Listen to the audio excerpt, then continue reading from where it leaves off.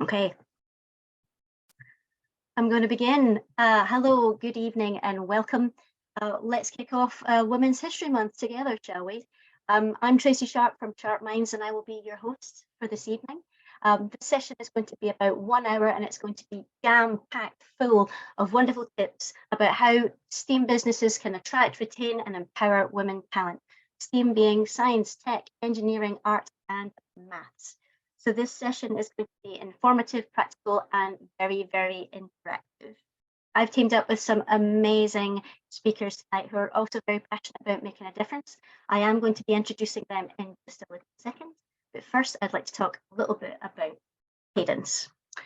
So we are going to be having a lot of interaction tonight. So what I would like to ask you is please respect other people's contributions. So please be respectful and kind to myself and the other speakers and to each other. We are expecting a few more visitors to come and join us tonight. So if you are not speaking, please can I ask that you go on mute? And we are going to be asking lots of questions about the session tonight. So if you do want to contribute, then please use the raise hand function to contribute, which should be on your menu bar, or you can use the box as well. We have enabled closed cap. Oh, I haven't enabled closed captioning. I will need to do that. Recognize and remember myself. So we have now enabled closed captions for people who need them. If you want to activate that, then you do have to activate it yourself in your main kind of navigation settings. So we have that for you also. So I would love to introduce the speakers we have tonight. We are all very, very passionate about the subjects we're bringing to this space, and I massively admire every single one of these ladies that are speaking tonight. I would like to give them all a little opportunity to introduce themselves and their backgrounds. So first of all, I'd like to introduce you to Chloe Fox. Hello. Hi, everyone. Thank you for joining. My name is Chloe. I founded Veritas Digital Marketing Agency in 2019 to combat the underrepresentation of STEM brands within modern media. And I'm going to be chatting through some very interesting stuff with you guys tonight, all related to the marketing aspect of what we're going to be talking about. Hi, everyone. I'm Solene. Really nice to be here with you tonight. Thank you so much, Tracy, for the opportunity. And yeah, so glad to be here with Chloe as well. I'm the founder of Be Beyond Borders, and I'm really passionate about inclusion. I host a talk show called The Inclusion Conversation, and I've published 4 books around the topics of identity, inclusion, and belonging. So yeah, hopefully we'll have tons of interesting conversations tonight. I'm really looking forward to it. Be prepared to react in the chat if you have questions, but also to answer our questions. I'm really looking forward. So yeah, thank you for joining. And I am Tracy Sharp. Yeah, thank you very much, Solene and Chloe. And I am Tracy Sharp, and I'm your host for this evening. I am the founder of Sharp Minds Coaching. My background is engineering and manufacturing. I have over 15 years of experience of knowing firsthand what it is to be an underrepresented person in a male-dominated environment. So now I'm giving back, and I'm a coach and mentor for women in design and engineering, and I support businesses to also improve diversity and inclusion. So I would actually also like to invite, if you are comfortable with turning on your cameras, it would be very lovely to see you, and it made me feel a little bit more like Tony Robbins to have all of your beautiful faces smiling back at me.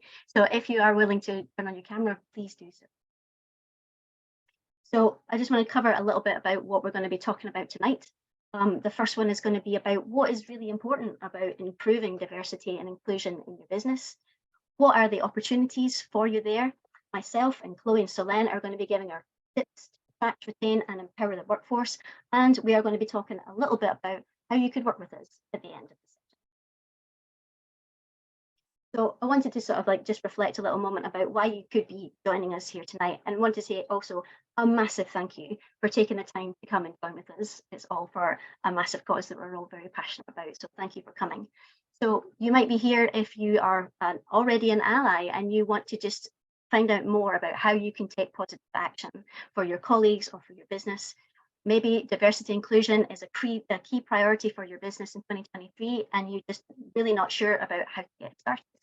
Maybe you have lots of women in your team and you're struggling to keep them there, so struggling to actually get women in the door to apply for the jobs that you already have, or you have them in your business already and you might be losing them, or you have done a great job in building up your team with lots of amazing women talent, but you're noticing a dip in their performance or energy.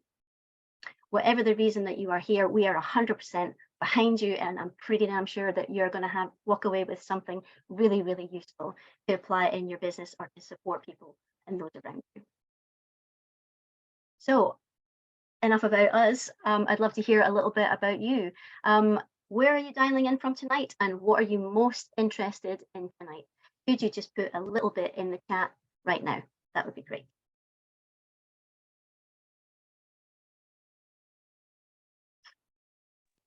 So where are you dialing in from, and what are you most interested in tonight?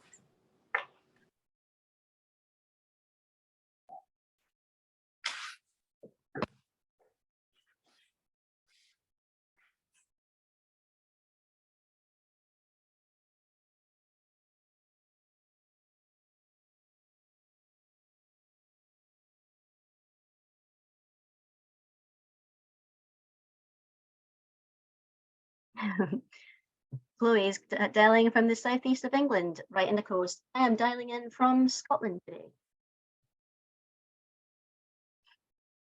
In South London, Solene's in South London, Tooting as well. Andrew's from London, and you want looking for tips to implement in the organisation I work for. That's awesome. Thanks so much for coming, Andrew. We got Lynn from New Zealand. Wow, thanks for joining us. Dialing in from Vienna Airport. Thank you so much for coming, Marcia. I'm glad you made it. Philippe is calling from Normandy in France. Christina's coming in from London as well, a neighbour of Tooting. It's the neighbour to Solene.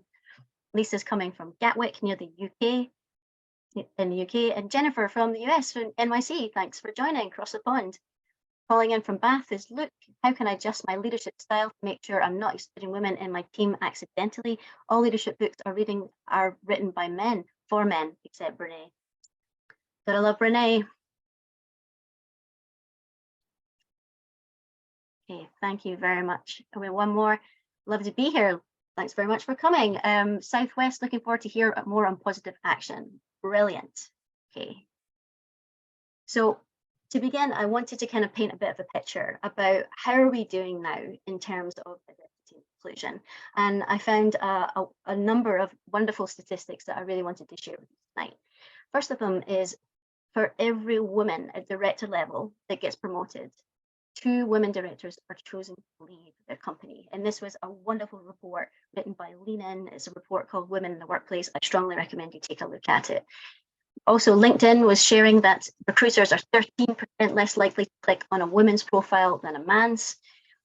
There are more men named John in the Fortune 500 firms than there are women CEOs. And that's from a feature by New York Times.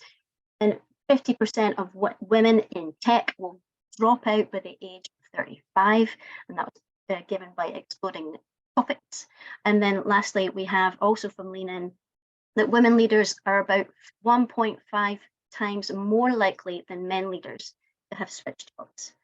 So this paints a picture that we are definitely quite far away from achieving equity at the moment, or achieving equality, and we're really struggling not only to get women in through the door, but to keep them there as well. We need to ensure that we're having more women escalated into leadership positions before they drop out and burn out.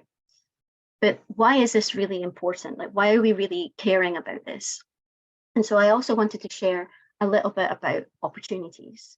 So according to an article by Inc.com, women are actually responsible for 70 to 80% of consumer purchasing decisions that they are making on behalf of their family. And companies that really prioritize diversity are 76% more likely to get innovative ideas to market. And this was a wonderful report by Ernst & Young. According to a report by CEB and Gartner, there is 18% higher levels of team commitment if you're prioritizing diversity. Also, and this is one of my favorites, if UK companies improve inclusivity by 10% every year, we could increase UK GDP by 1.5% per year, and would basically be adding £393 billion to the UK economy. In addition to this, not only are we're losing money by not including women, we're also losing money. We're losing £2 billion per month by companies ignoring the needs of people. And this was an article written by wearepurple.org. So, what can we really do? And so tonight is really all about taking positive action to give your businesses these opportunities. And what we're going to be talking about is how you can attract, retain, and empower women talent in your team. And we're going to dive in. And first of all, we are going to walk through how can you attract more women to your business. And I'm going to hand you over to Chloe, who's going to walk us through it. Thanks, Chloe. Thank you very much, Tracy. I'm just going to request control there. So I want to quickly preface my section with a little bit of a in-depth look at why we need more women in STEM and why there's this big agenda at the moment to get more women into the STEAM industries. It's a question I get asked quite a lot, and it's usually used as a rebuttal for my posts trying to advocate for women within these fields. And the main reason that I always give is that the STEM agenda is all about pushing and innovating and empowering advancements within these industries for the sake of tomorrow's society. It's all about generating new technologies so that we can connect better, live safer, live longer, happier lives, look after our planet, look after our ecosystems. And that affects everyone in society. Therefore, the innovations should come from a place that is representative of our society. So the reason that we need more women in STEM is because right now there is half the population are women, and yet 20 to 25% of the STEM workforce or STEAM workforce are women. It's not representative of the society that it directly impacts. If we only have one group working towards these innovations, all of those innovations are going to be for that one group. And so diversity and inclusion is really, really important, especially within these innovative fields, so that all of the steps and progress that we're making is for all of us. So we're starting with how to attract more women into these industries. And this is from the point of view of both brands and individuals. So when it comes to the STEAM industries, they're typically considered very male oriented at the moment. And when you think about STEAM, generally you'll think about things like power, innovation, drive, emerging technologies, new technologies, and they're all very strong terms. And they can, generate a picture of strong men who are getting things done and moving us along. But alongside this, STEAM is also about collaboration, communication, humanitarianism, teaching, learning. And when you fuse these two very different sounding groups of words together, they still represent STEAM, but they represent a much more inclusive version of STEAM. And that is all it is. It's already that. We just need to become better at showcasing that. And a big part of how we do that is how we represent the STEAM industries in modern media. Now, we want to change the narrative from thinking of men in boiler suits to thinking of teams of people working within different countries all across the world, collaborating together to create these innovations.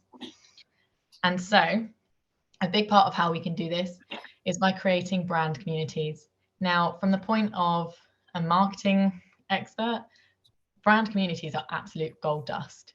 They connote loyalty. They, create this connection with your audience that is absolutely evergreen. Once you feel that you're aligned with a brand, you're much more likely to buy from them, to advocate for them every single time, even when, new substitutes enter the market or other people say, oh, I'm not too keen on them, because you've established that relationship with the brand.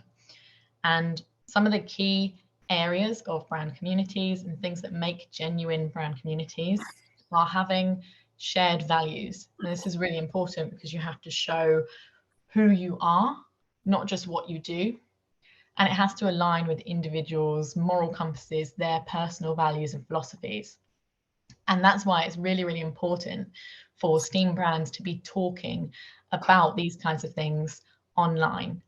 It's all well and good sharing your testimonials, new products, new innovations, but you also need to share the company itself, you know, your story, your failures, your missions, what you value, what the people in your company look like, what they value. And this is what's going to drive people to form that connection with your brand. You then need to showcase things like your moral and social impacts, you know, not just what you think, but what you're doing and what effect this is having. Now, brand community is a relatively new term, and lots of people will approach things in different ways. And so you'll see the emergence of lots of different brand communities online at the moment. However, something that all of the STEAM industries have in common is that their focus on people, on the individuals.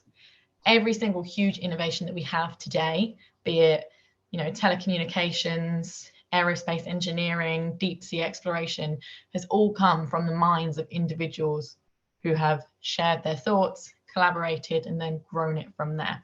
It's all very much focused on the individual and the people. And so when it comes to social media and the online space, all we need to do is share those views and those insights from those individuals, even with the face of a brand. You know, even under a brand account, it should still come back to the people. And that's where you're going to start creating these genuine brand communities. Now, I want you to have a quick think. I'm sure most of us have probably been on social media at some point today. I think most of us are probably relatively active within social media. I want you to have a quick think about a brand that you know has a really strong community presence online, a brand that perhaps you've engaged with recently on your social channels, or that you know is very interactive on social channels. It doesn't have to be STEAM focused. It can be any brand. And I want you to type that in the comments for me. I want to have a look at some things that come to mind. So we've got one there, Squishmallow. Very nice. Let's see what others come through. I've got an example in a second that I'm going to show you of one that I interact with personally quite a lot. LV, I love that. It doesn't have to be STEAM now. It can be any company or brand that you're aware of that's very active online. So we get quite a lot on Twitter is very, very brand focused. You get lots of brands interacting with each other and their audience. Got Netflix, Noom, love that. Like I say, is that Patagonia? Lovely, love that. Awesome. So a big variety of brands here. Now you can Dr. Martens.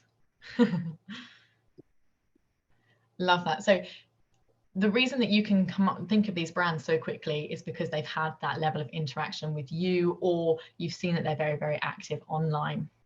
And so if you need a nice new pair of boots, you know, you're not going to go on to Google and have a look around and look at those reviews. You're going to go, no, I want a pair of Doc Martens.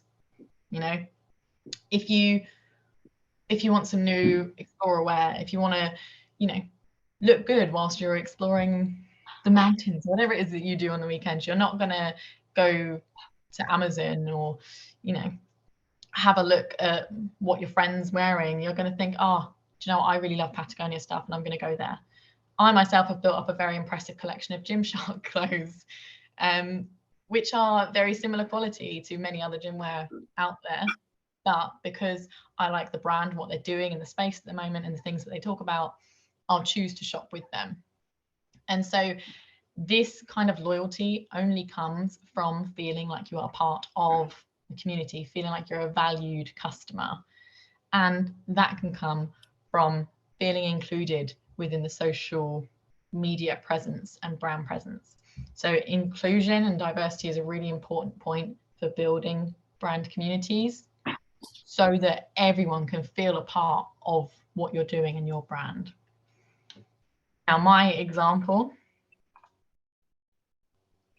as we go along here, there we go, is Monzo. Now, if you are particularly active on LinkedIn, you may have seen a lot of things from Monzo Bank recently. They're very interactive within the community. However, what is also really, really good about Monzo's online presence is that they go beyond talking just about what they do. For those who don't know, Monzo is a bank.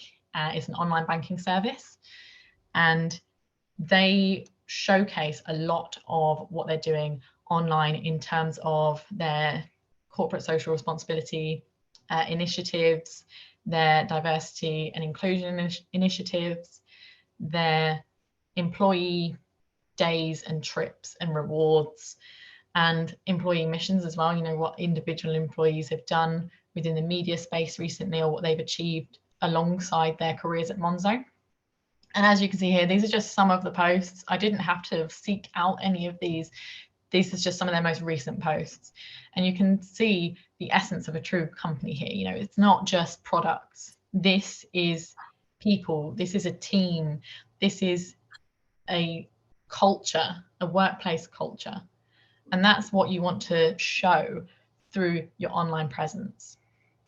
Now, you may be thinking, oh God, where do I start? You know, what am I going to actually talk about? What can I actually say to showcase my, you know, internal company's culture online? And be prepared to screenshot, because I'm going to skip to the next slide and I'm going to show you over 20 different post ideas. So get your phone out, take a quick screenshot, take a quick picture.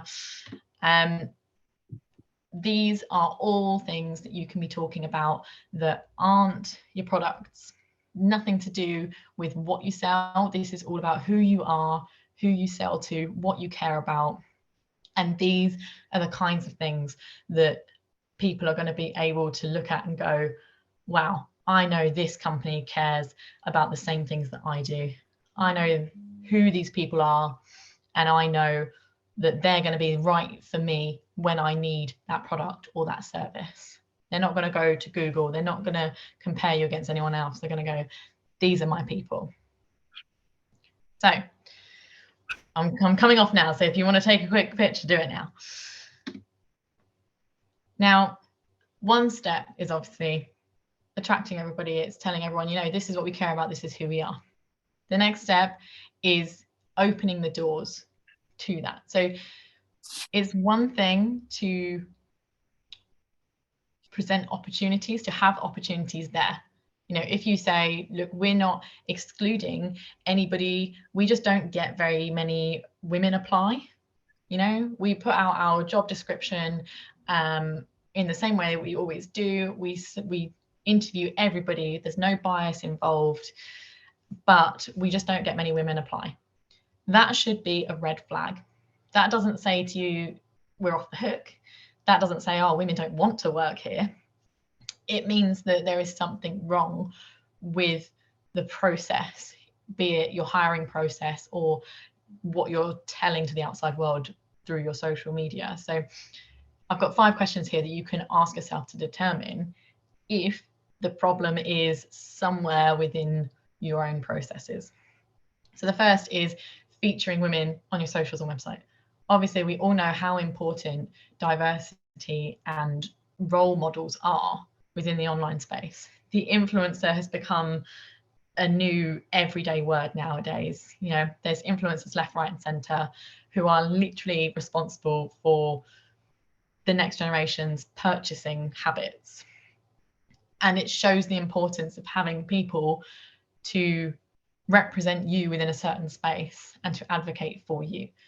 So I'm not talking about just grabbing, you know, the one exec who's a woman and the cleaner who's a woman and putting them together and sticking them on a post for International Women's Day.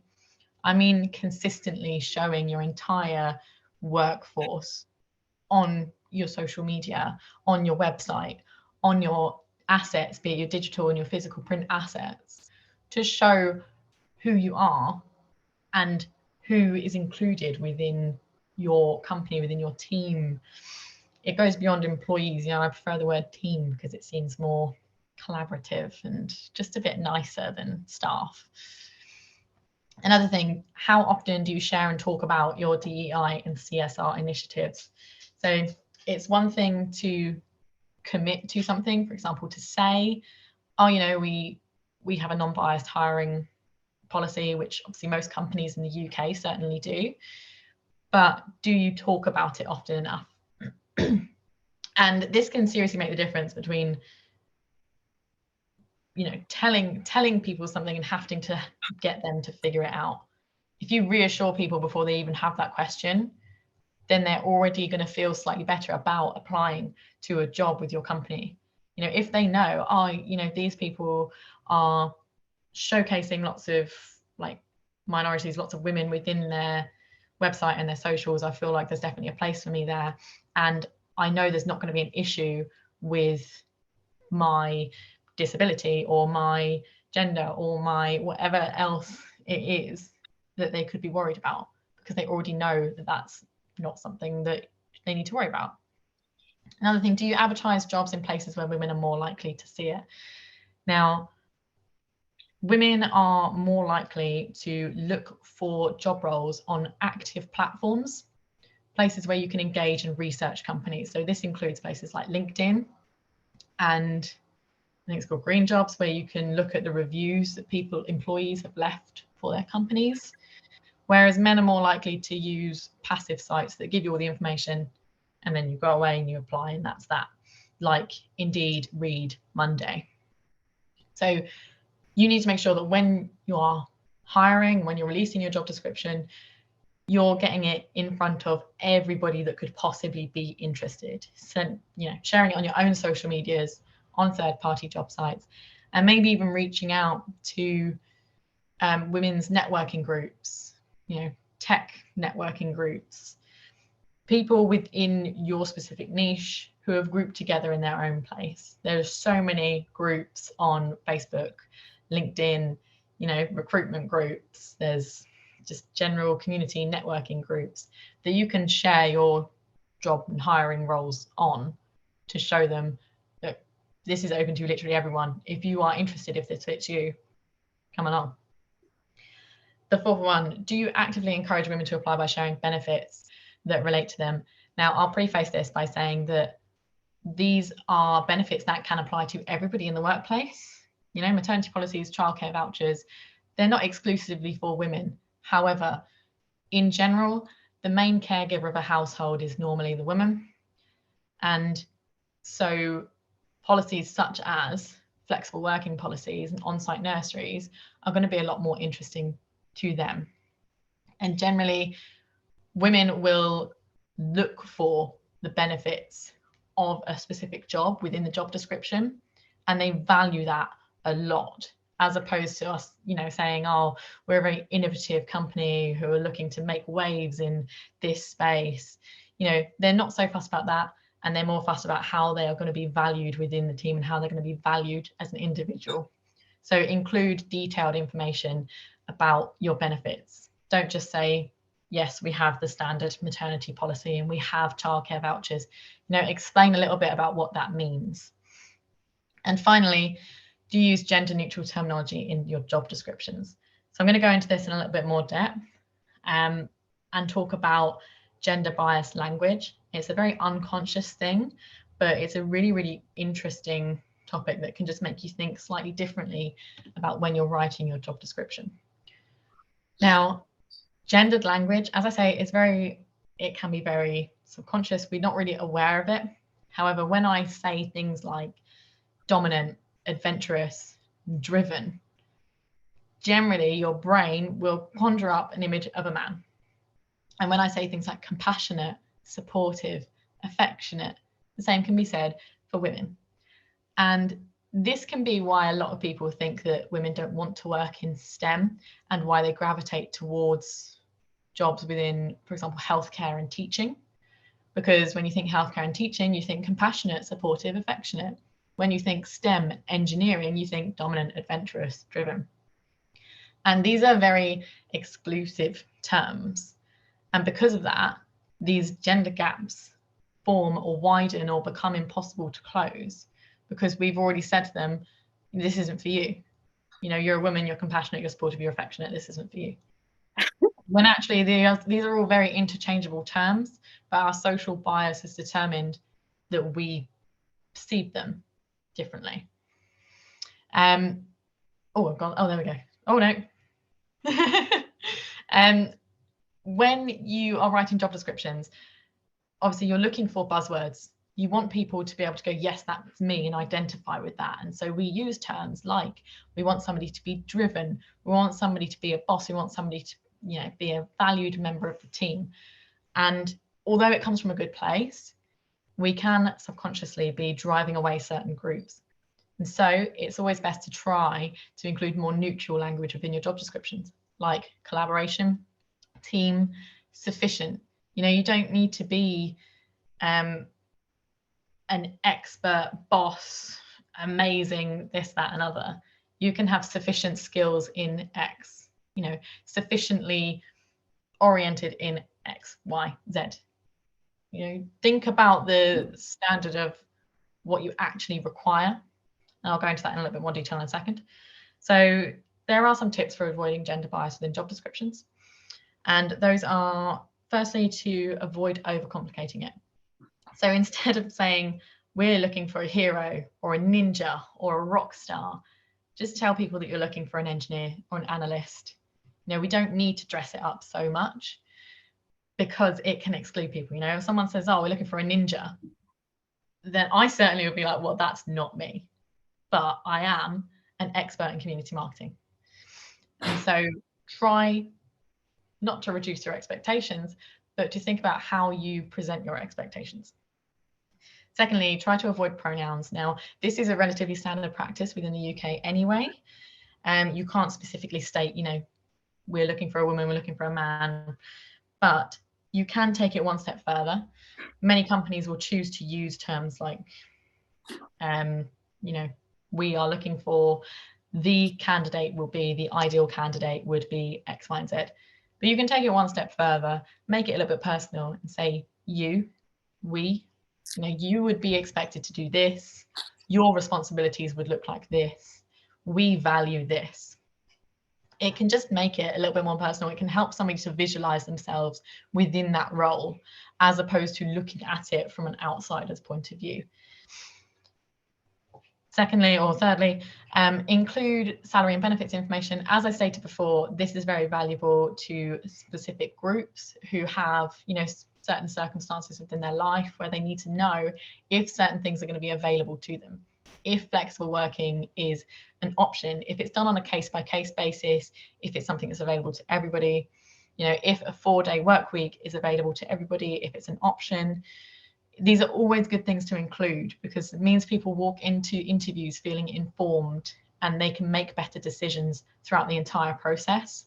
It gives a little bit of control back to the individual. And finally, only list essential requirements. It's been found that when women look at job descriptions, they won't apply unless they meet 100% of the criteria of the job. However, men will apply when they meet 50 to 60% of the criteria of that job description.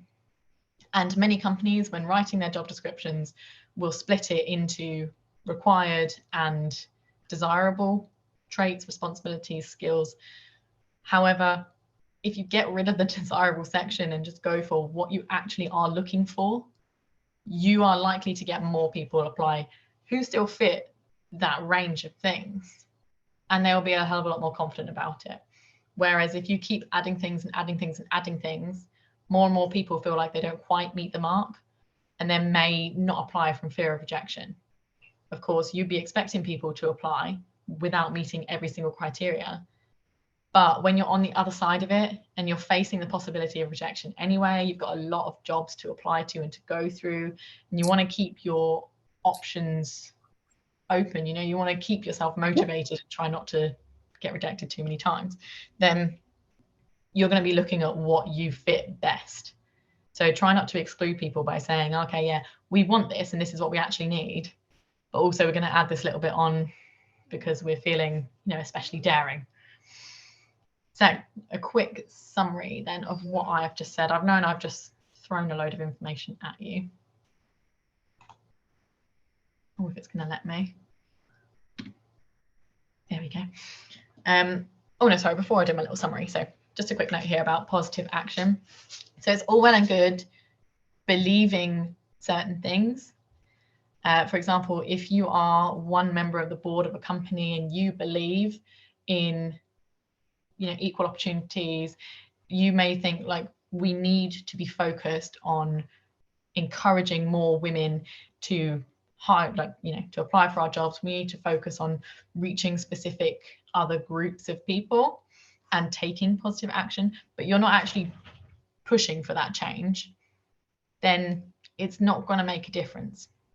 And if you feel that way and somebody else on the board feels differently, then one of you is not meeting the values of the brand, or the values of the brand aren't fully established. Not everybody's understanding them. And when it comes to a brand, you need to have a,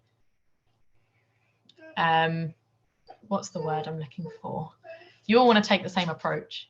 You all want to breathe the same values. You want to come across as very consistent. And when different people have different views about these kinds of things, these very controversial topics, that's when, certain groups of people within the company can feel excluded but not get the help they need because people higher up in the company aren't aware of this. So you need to make sure that the values that you want your company to represent aren't just said, they're not just written down and pinned to a board. Instead, they're actually exuded throughout what you're doing and the actions that you take. It's more than just saying, oh, well, we're not excluding anyone. Instead, you need to be actively including people and saying, look, we are opening our doors to you specifically. We want you. So my quick summary, think community, not content when it comes to your social media. Don't just tell people what you do, show them who you are. Be aware of using gender terminology in job descriptions. I've run through it very, very quickly, but you can do a lot of reading on this, and it's a very, very interesting topic, and I recommend going and having a look at it a bit deeper. Making job descriptions benefit focused can widen your pool of applicants massively, not just to women, but in general. Anybody with extenuating circumstances within their lives, anybody with additional needs, anything like that, they're going to feel a little bit more included. Deeds and words. Whatever you are saying, make sure that you are living up to it. So you need to be proud of the things that you say and the things that you believe as a company, but you also need to show that you're going to live up to those expectations that you're setting yourself as well. And finally, ask yourself why. If you have a high dropout rate, if you are not getting many women apply, if there's a specific group of people who aren't applying or that are lacking within your company, ask yourself why that is. Don't just assume it's for a certain reason. Don't just go, oh, that's just the way it is. Ask yourself why and take action from there. Now that is me done. We will be taking some questions at the end. So if you have any burning questions, then please save them or pop them in the chat now and we'll come back to them. I'm going to pass over to Solene, who's going to take you through retaining talent and creating inclusive work cultures. Thank you very much. Thanks so much, Chloe, and thank you everyone for your attention and involvement. We're going to keep going with some questions for you. I'm very conscious of time, so I'll try to do my session as quickly as I possibly can. The first beginning is a little story. So a few years ago, I was actually in a leadership position working in Australia, and I was about halfway in the organization structure. So above me, there was 6 layers. And when I looked up, it was all white men, even though I was working in the Asia Pacific region, right? So I want to ask you, and please use the chat. We've seen that you know where it is. How do you think that made me feel?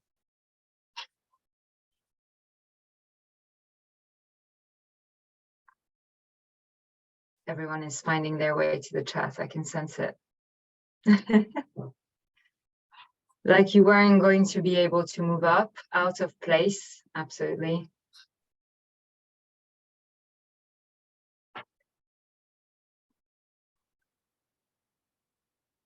that you didn't belong there. Yeah, 100%. Not included, and the opposite of that, excluded, right? It was unlikely you would get promoted, slightly less than. All of that is absolutely true. Overwhelmed, exactly. It gives you that feeling that you're not welcome and you won't get certain opportunities, that those opportunities aren't open for you. And I'm going to be talking now about this exact topic, about inclusion, exclusion, you know, the really, how do we retain, how do we create these inclusive cultures that make people feel like they are welcome and that their ideas are welcome, and the table, the organization is open, it's open to everyone. And just before I get into it, very quickly, diversity and inclusion go together.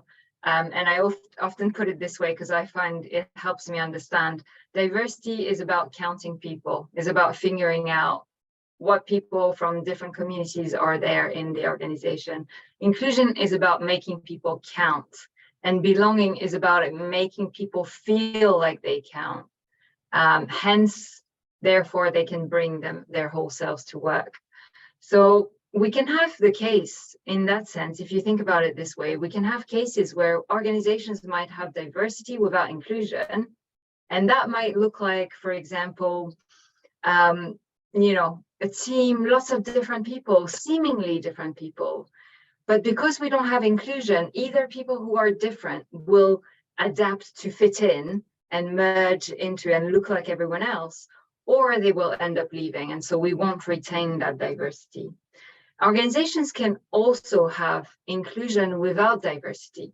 And usually I picture this as like a golf course where, you know, old white men are playing golf together and signing all the big contracts, and, you know, everyone looks the same. So everyone feels included. You know, it's very easy going, you know, we all agree on everything, but there isn't that diversity. And in both of these cases, organizations, businesses are missing out on the benefits that Tracy and Chloe have talked about before in terms of having that diverse perspective, that inclusive environment that will foster innovation, customer satisfaction, higher revenues, etc., as we know. So what can we do? So to create inclusive cultures, and I'm on purpose, by the way, talking about not just retaining women, but really creating that sense of inclusion, that wider perspective that enables everyone to be included in the organization and to retain that diversity of talent. So to create inclusive cultures, we need to embed inclusion into our company's vision, mission, and core values. Because doing so, it gives really that clear message that inclusion matters. And it gives them the ability to recognize inclusive practices. For example, having core value awards. If one of our values is inclusion, every time we reward and we recognize someone for acting inclusively through core value awards, we reinforce this message. Because too often what we do is we put it up there, you know, on a poster somewhere, and I do have lots of things on my wall. So we put one more thing on the wall with the core values and we forget about them, right? And we just go on with our lives, right? So it's really important to reiterate our commitment to inclusion time and time again. So yes or no, quickly in the chat, do your organizations, either if you're a founder or if you work for an organization, do they have inclusion in their core values? Or maybe you don't know. So you have actually 3 options to answer: yes, no, or I don't know. So looking forward in the chat to seeing. No from Christina. Yes, Chloe. Well, yes, you created it, so that's good. Yes, a few yeses. Yes, inclusive collaboration. Love that. Yes, they say they do, but in reality, not so much. Yes, that's a very important point, Jennifer. That there's saying it and writing it, and then there's living and breathing it. That can be 2 different things. It's reassuring to see that a lot of you have said yes. So that's, you know, that's a start. It's not exactly like Jennifer said, it's not a guarantee, but it's a start.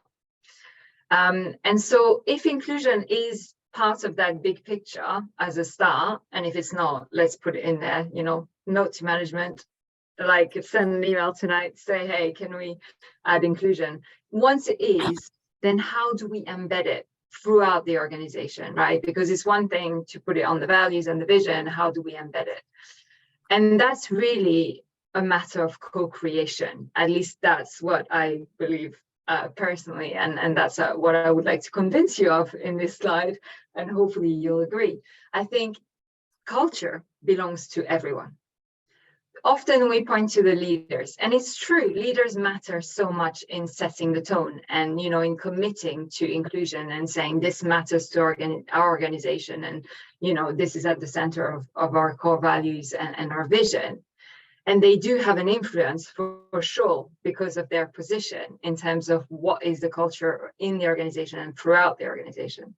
Having said that, the culture belongs to everyone. We all bring our energy to a room.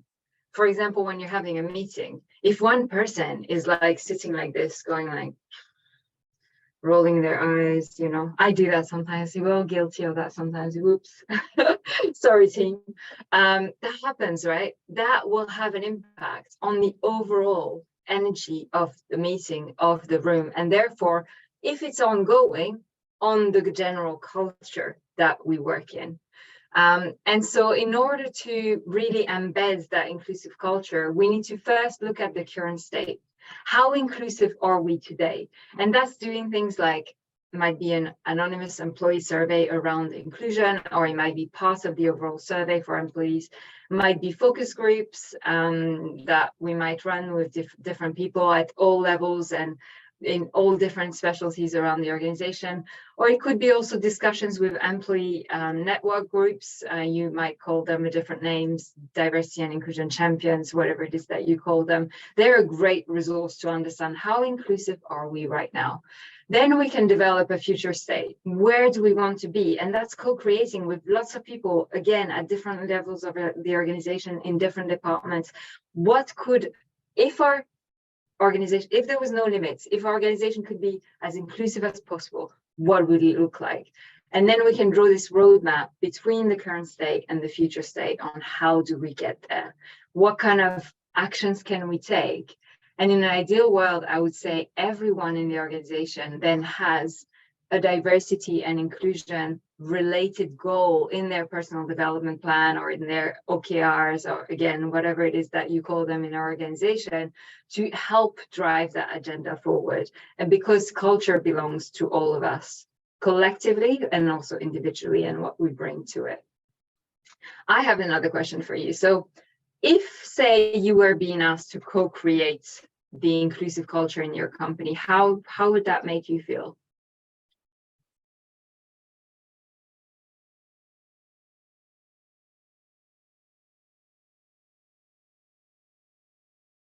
Empowered. Empowered. Wow. Jinx. Is that what you say? Jinx. The same word. Empowered to make real change. Excited and up for the challenge. Valued. That's really powerful word. And absolutely, I think when we get asked, suddenly we also get that sense of responsibility. Oh, hang on a minute. I get to contribute into this. And we realize, therefore, that culture does belong to us. And we're empowered to make that difference and to bring that change to the organization. Inspired. One of my favorite words. Thank you, Rachel. So where do we start? What can we do? Obviously, like I said, it's role dependent, it's situation dependent, but I just wanted to give as many hot tips as possible. And to make inclusive cultures, really, we need to put inclusion on the top of the agenda. That's the very short story. And the slightly longer story is, it starts with us. It starts with things like knowing ourselves, self-leadership, knowing our values, being aware of our biases. It starts with us learning about inclusive language, educating ourselves. And it starts with us being conscious and being open about what are our ways of working, what are our communications preferences, and sharing that with each other. Then it goes on to the team. When we have one-to-ones, if you're a leader out there and you have one-to-ones, I know that was one of the outcomes that someone was looking for tonight. When you have one-to-ones with your direct reports, start with how are you? I know it sounds so simple, but it's so powerful if we really listen to the answer and if we're willing to ask the question twice. How are you actually? Use a coaching approach. Open-ended questions, active listening. Tracy's going to go into it in a bit more detail. Offer flexibility. What about walking one-to-ones? I love walking one-to-ones. You know, how would you like your one-to-one today? Should we sit in a room? Should we go to a coffee shop nearby or the canteen, or should we walk? And let the person decide what they would prefer.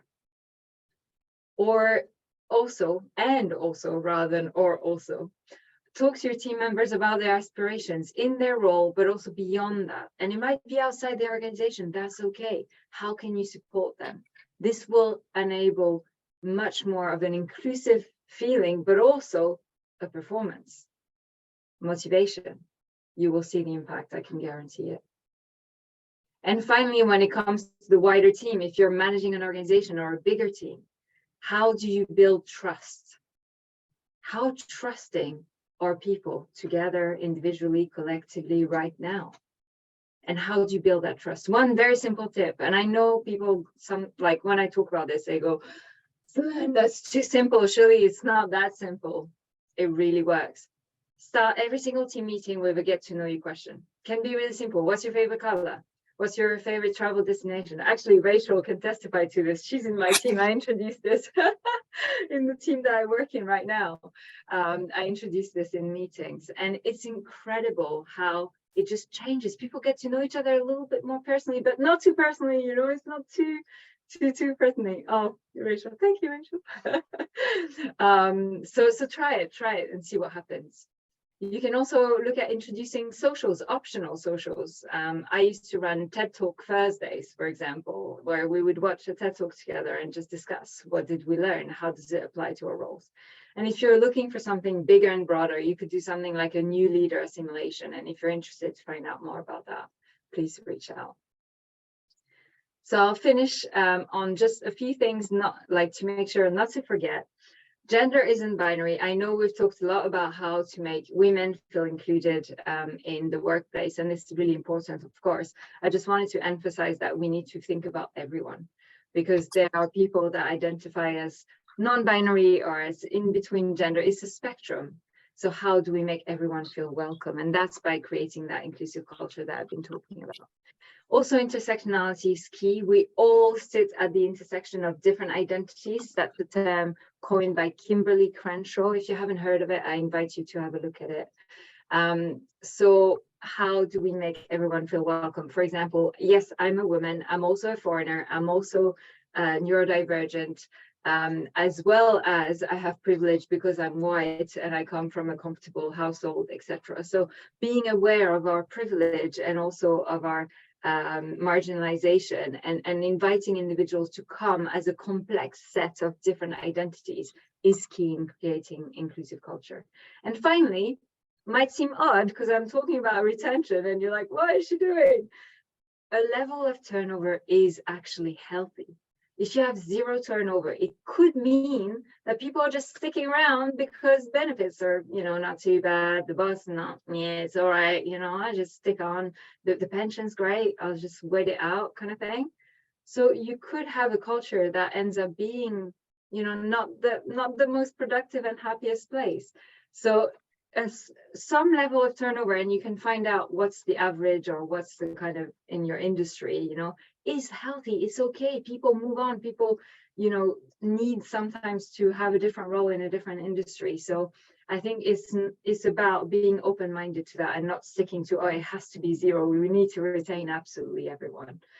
And also, by the way, having new people come in is great for creativity. So some people leave, some people come, so it can have its own benefits.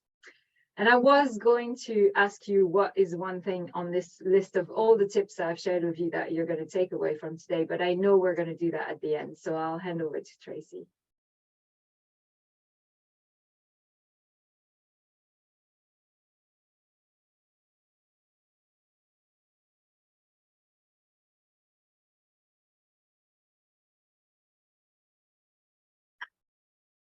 Okay, the worst part of the tech is over. There's a bit of coordination with tech there. Yeah, so I appreciate that the time is kind of running a little short. If you do have to drop off the call, then we are recording this session and I will be sharing the link that like after this session. So if you do need to drop off, then thank you very much for coming. So the last subject for tonight is to empower. And this is something that I was so passionate about. And this is the reason why I wanted to start my business. And today I'm going to be talking about 4 different ways that you can empower your team. And the first of them is to invest in your people. So this is something that when I kind of dug into it a bit more, the evidence was just overpowering in the fact that this is something that people really want. In the sense of 87% of millennials, which are meant to be one of the more difficult kind of groups of people who are difficult to retain, report that development is important in a job. 67% of Gen X leaders want more external coaching and 57% more external development. And there's 54% increase in staff retention when there is a belief that they are valued. If you are investing in your people, you are seeing your people, you are listening to your people, you are giving them what they want. But it isn't just about putting your hand in your pocket. And so today I wanted to talk a little bit more about how you could invest in your people. Lost my mouse.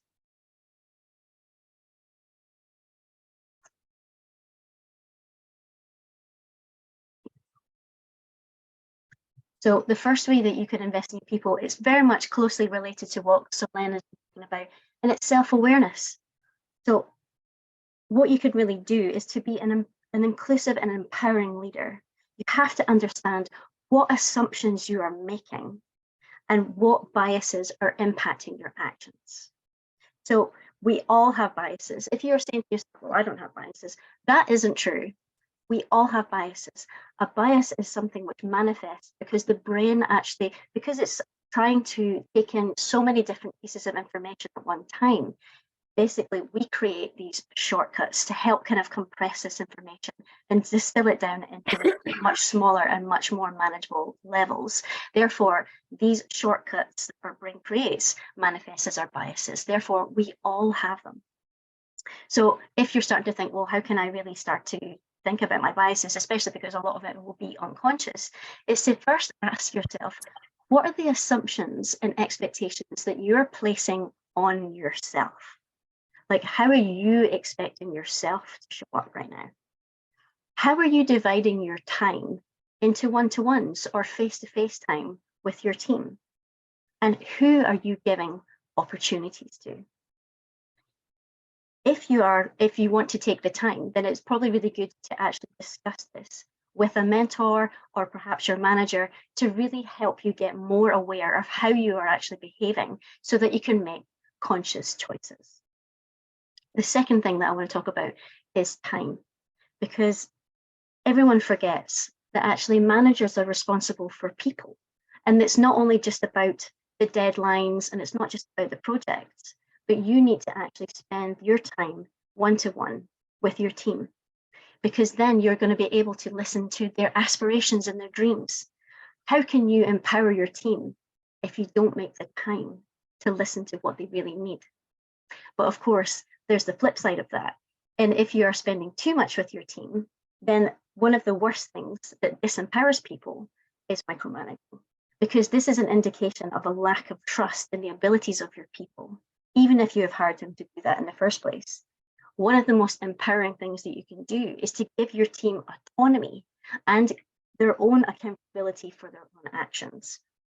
This allows them to explore, to learn, to fail, and then also, the manager, you need to be there to make sure that you're paying attention to what happens and catch them if they're going to fall. And I had a wonderful boss that when I first moved out to Asia, he had a wonderful knack of just leaving me to it. Like, he completely trusted me, and he was basically letting me do what I wanted to, what I was there to do, and why I came to that company in the first place.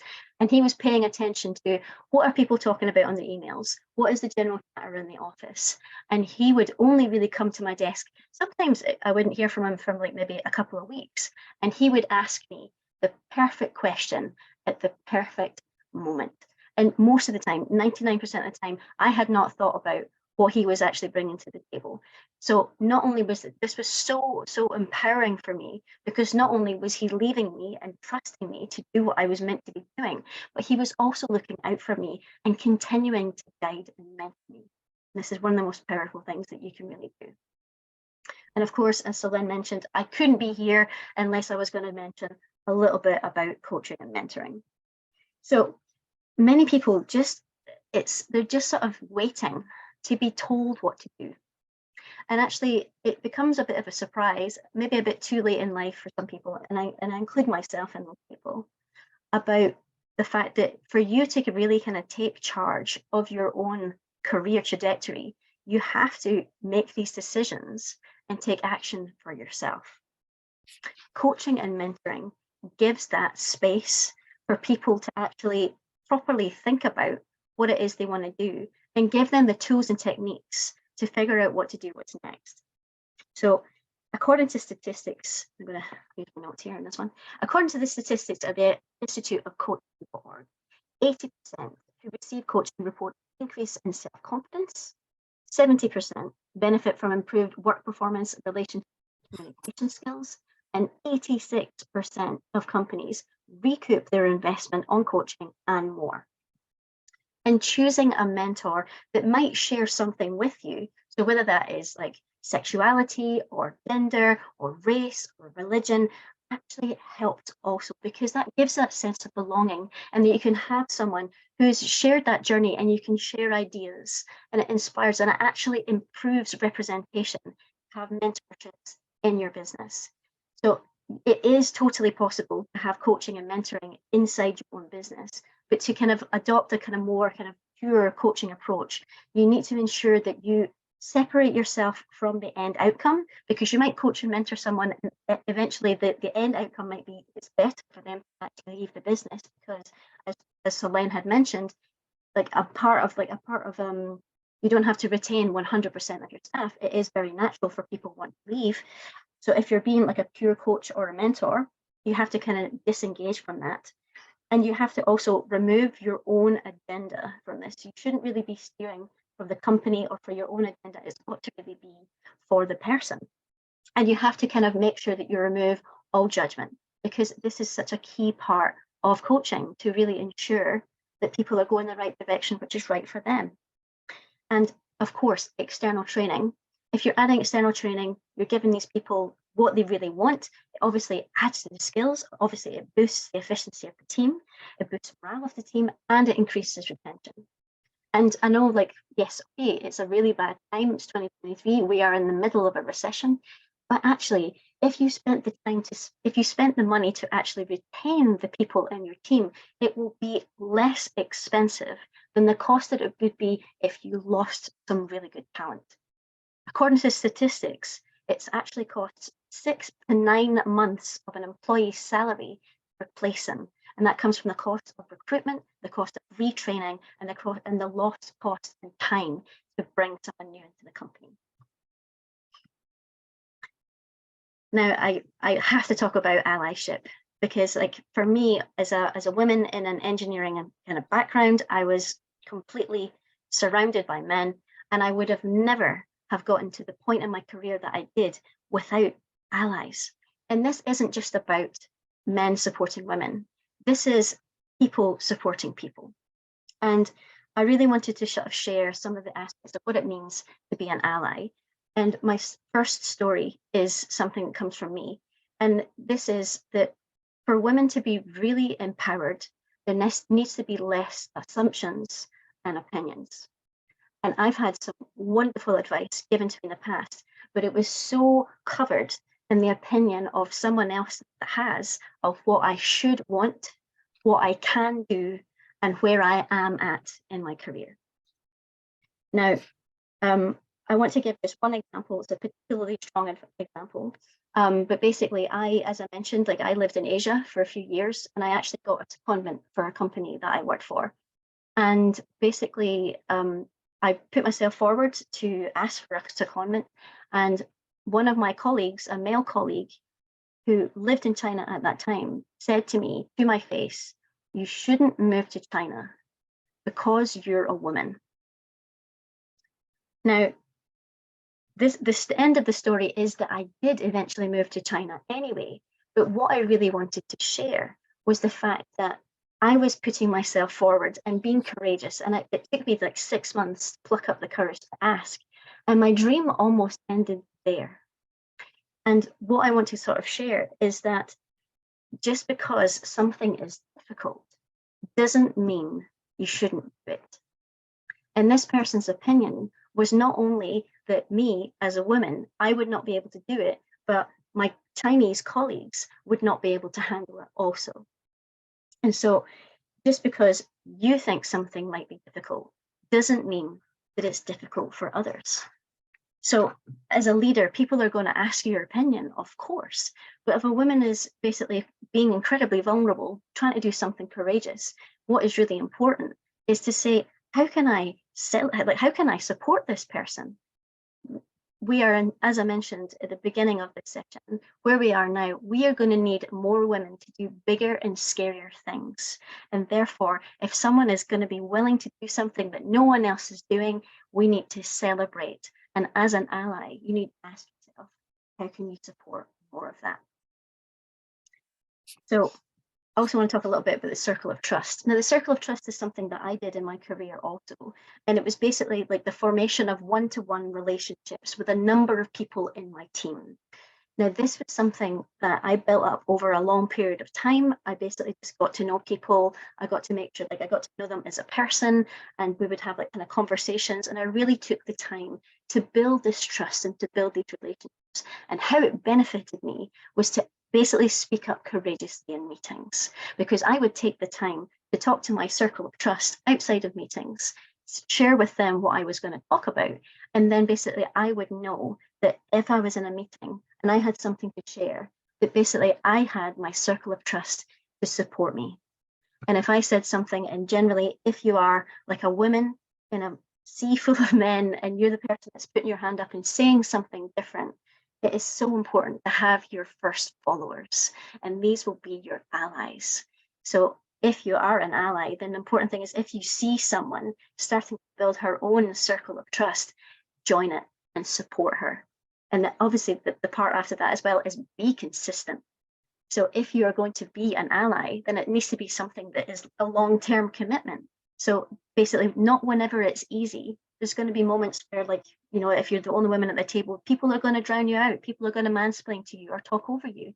If you are an ally, choose and commit to be an ally and continue to support them and ensure that it is part of your core values, very much like what Solene has been talking about. It's a core value of your personality. So I need to acknowledge that I worked really, really hard in my career, but I would have never have gotten to where I got to unless people hadn't referred me.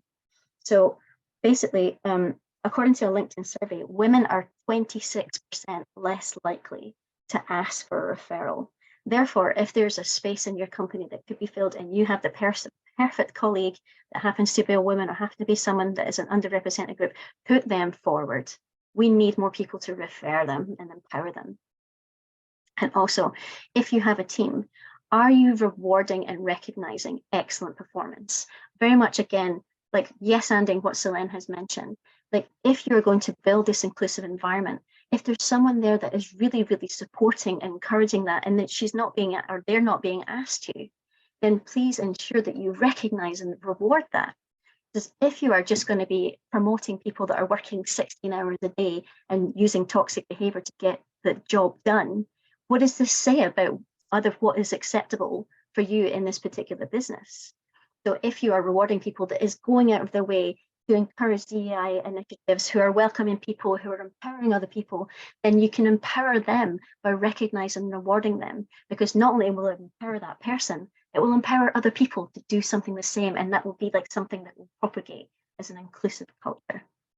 And obviously, to yes and what Chloe has been mentioning is you can use social media to empower your colleagues also, because not only can you showcase the wonderful talents or the achievements of the people of your team, not only will that empower that person, it will empower other people to do good jobs, and it will also empower people to apply for the company in the first place. So triple whammy benefit. Everybody needs to do it. Exactly. I need to also talk about safe spaces, and this is definitely something that Solene has touched on as well, is that something which is so simple about creating safe spaces is about having one-to-ones.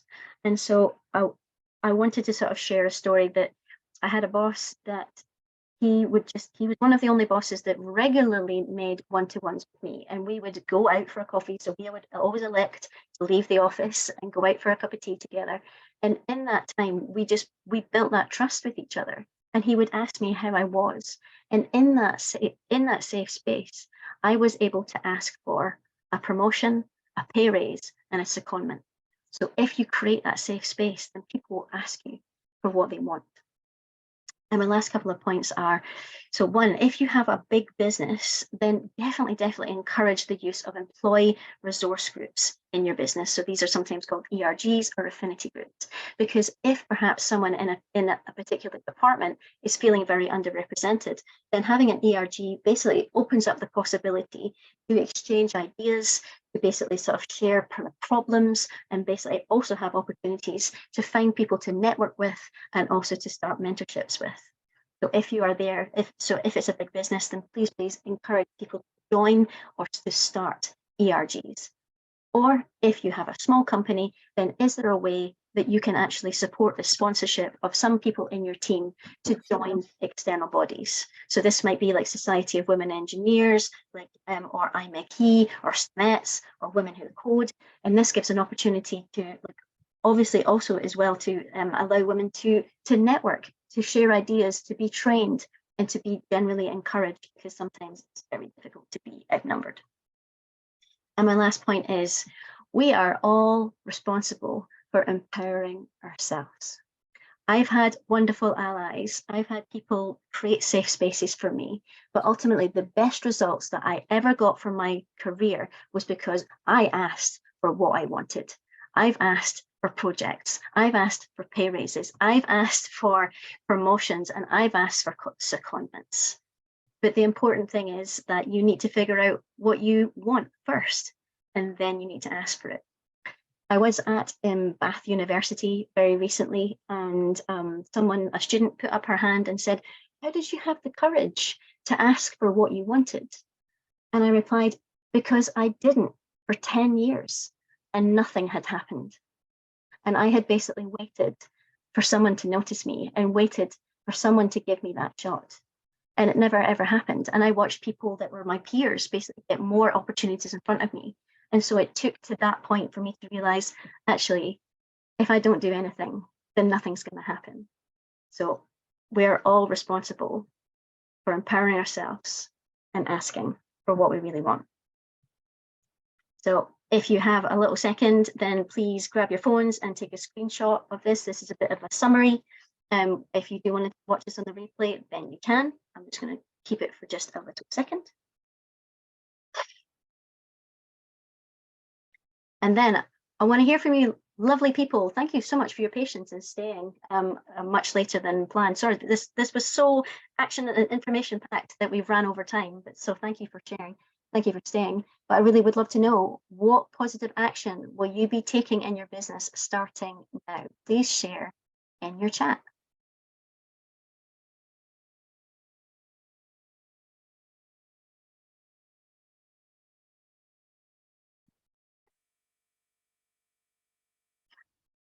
Start messages with get to know you questions. That's a lovely one.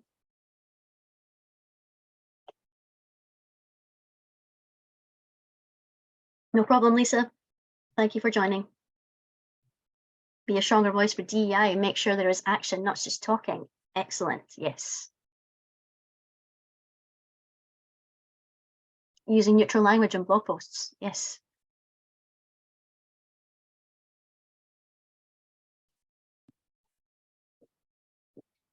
Use a mentor and coach to help uncover unconscious bias. Yes, yes, look, that's a really good one.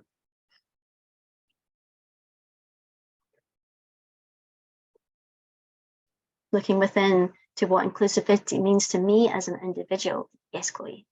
And Christina, propose activities on social events. Yes. I'll praise positive behavior when I see it. Yes, yes, yes. Yes, Rachel, love it. Thank you. So we do have just a couple of more minutes just to spare, because we do want to make sure we open it up to question and answers. If you've got actions, you've got amazing actions, how can you stay accountable to meet your diversity and inclusion targets? And here we're just going to give a little bit of an overview of how you can use our services and stay connected with us. So I'd like to hand you over very quickly to Chloe. Thank you, Tracy. Yes, as I said, I am combating the underrepresentation of STEM or STEAM brands in modern media, and we do this by creating engaged online communities for STEAM brands. And this is a quick overview of how we do it, but we've been working alongside engineering, science, technology, and finance brands in all manner of industries to generate leads, create a lot of excitement about what they're doing, and share the inner workings of the companies and the people. And there's some contact information here if you would like to get hold of me, and you can connect with me on LinkedIn, and I'd love to hear what you thought and share some more tips on brand communities. Awesome. And hand you over to Be Beyond with Solene. How can they get involved? Be Beyond Borders. Yes, if you'd like more education about inclusion for you or your company, feel free to get in touch for workshops, public speaking engagement, hosting events, panels, anything like that. And I have the talk show, The Inclusion Conversation. So if you want to go on YouTube and have a look at some episodes, you can already find plenty of resources to learn more about everything D&I related. So yeah, thanks so much for joining us. It's been amazing. Cool, thank you. And then me, Sharp Minds. So basically I have a series of services which can help get equity at your leadership table. We can educate and engage through speaking engagements. We can elevate by doing like workshops, coach and mentor one-to-one in groups, and I can also work with your leader team to strategize and help you stay accountable for your diversity targets. So you can get in touch with me on LinkedIn, or my email is at tracy@sharpmindschoolcoach. Please get in touch to find out a little bit more about my services. But yes, thank you for staying. If you do want to ask any questions, this is now the moment. So please, you can unmute and ask a question, or if you want to ask one of us a question in the chat, now is the moment. We can do this for a few moments if people have questions. Just want to mirror what Tracy was saying there and thank everybody for joining and for staying as well for our impromptu longer session. It's been great working alongside these two amazing women and really expanding my knowledge and horizons, and I hope everybody else has felt like they've expanded their knowledge as well. Thank you. Yeah, it's been an absolute pleasure. It's been great. I think I've been so excited about it. So I'm so glad we made it happen. It's just been great. But yeah, if you've got any questions, please direct them.